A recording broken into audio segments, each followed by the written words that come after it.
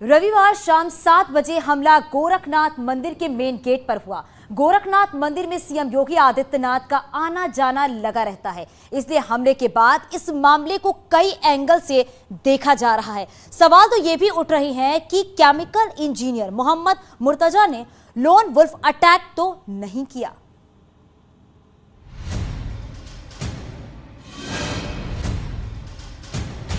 गोरखनाथ मंदिर के बाहर हमला, ये तस्वीरें डराने वाली हैं।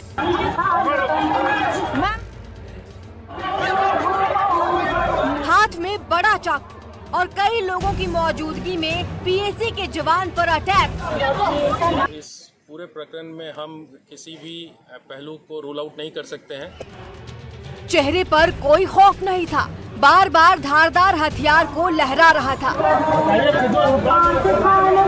लोग उसे पकड़ने की कोशिश कर रहे थे, ईंट पत्थर फेंक कर उसे डराने का प्रयास कर रहे थे, लेकिन वो बेखौफ पुलिस वालों को मारता रहा।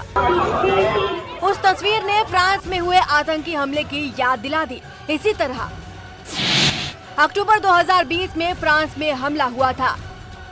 एक चर्च के बाहर चाकू मारकर 3 लोगों की हत्या कर दी गई। जिस तरह आईएसआईएस सिर कलम करता है, वैसे ही चर्च के बाहर 3 लोगों को मार दिया। नीस शहर के मेयर ने उसे आतंकी घटना बताया। ठीक उसी तरह से गोरखनाथ मंदिर थाने के बाहर आरोपी मोहम्मद अहमद मुर्तजा ने पीएसी के जवानों पर हमला किया। हमला इतना जल्दबाजी में हुआ कि पुलिस वाले समझ ही नहीं पाए। तो क्या आरोपी अहमद मुर्तजा ने आतंकियों से प्रभावित होकर हमला किया? क्या उसका कोई आतंकवाद से कनेक्शन है? क्या वो पुलिसकर्मियों को मारने गया था या किसी बड़ी साजिश के तहत गोरखनाथ मंदिर के अंदर जाने की कोशिश में था? खास करके हम टेरर एंगल को रूल आउट नहीं कर सकते हैं और सभी पहलुओं पर हम छानबीन कर रहे हैं। सबसे पहले मंदिर के गेट के पास तैनात एक सिपाही पर हमला किया। धारदार हथियार से ताबड़तोड़ मारने लगा। धार्मिक नारे लगाते हुए एक युवक मंदिर के अंदर घुसता है और इसी गेट पे, ये जो मेन गेट है, इसी गेट पे वो हंगामा करता है और यहीं पे एक भुजाली निकाल लेता है और भुजाली निकालकर जो पुलिस फोर्स के जवान थे, पीएसी के जवान थे, एलआईयू की टीम थे, उन पे हमला कर देता है, जिस हमले में 2 पीएसी के जवान घायल हो जाते हैं। जब हमला हुआ उस वक्त शाम के 7 बज रहे थे।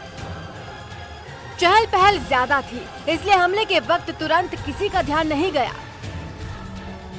मंदिर के जो द्वार है, मेन गेट पे खुलता है, वहाँ पर हमारे 2 पीएसी के जवान ड्यूटी पे थे। उनके ऊपर अचानक एक व्यक्ति हमला कर देता है।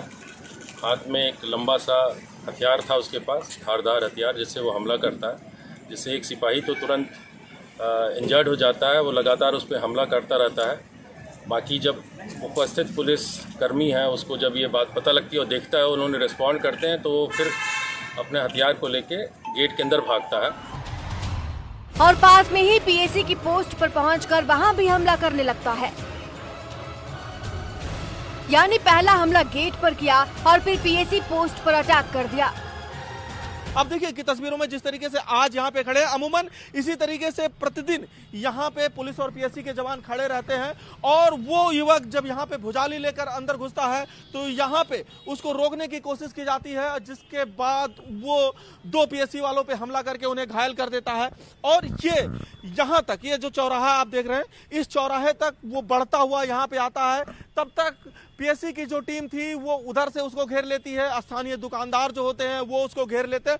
वहाँ पे कुछ जो उपस्थित जवान है उसको पकड़ने की कोशिश करते हैं और वो लगातार हमला करता रहता है। फिर एक जवान ने हिम्मत दिखा के अनिल नाम का, अनुराग नाम का हमारा पीएसी कांस्टेबल है, उसने हिम्मत दिखा के वो उसको पकड़ने की कोशिश, पास में ही धैर्य रखा पुलिस ने, वहाँ पर काफ़ी धैर्य रखा, जबकि वो हमला लगातार एक धारदार सब्जेक्ट से रखा था। गेट से लेकर पीएसी की पोस्ट तक अफरा तफरी का माहौल हो गया था। उसे पकड़ने की कोशिश हो रही थी, लेकिन वो इतना ज्यादा हमलावर था कि कंट्रोल करना मुश्किल था। पुलिस चाहती तो गोली मार सकती थी, लेकिन उसे आसानी से कंट्रोल कर कब्जे में लेना चाहती थी।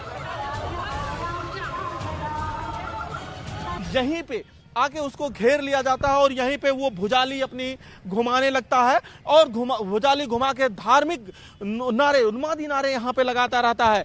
और उसके बाद पुलिस पीएससी के जवानों के साथ साथ जो स्थानीय लोग थे, वो स्थानीय लोग भी जो है बाहर निकलते हैं और उसके ऊपर जो हमलावर है उसके ऊपर हमला कर देते हैं, ईंट पत्थरों से हमला कर देते हैं।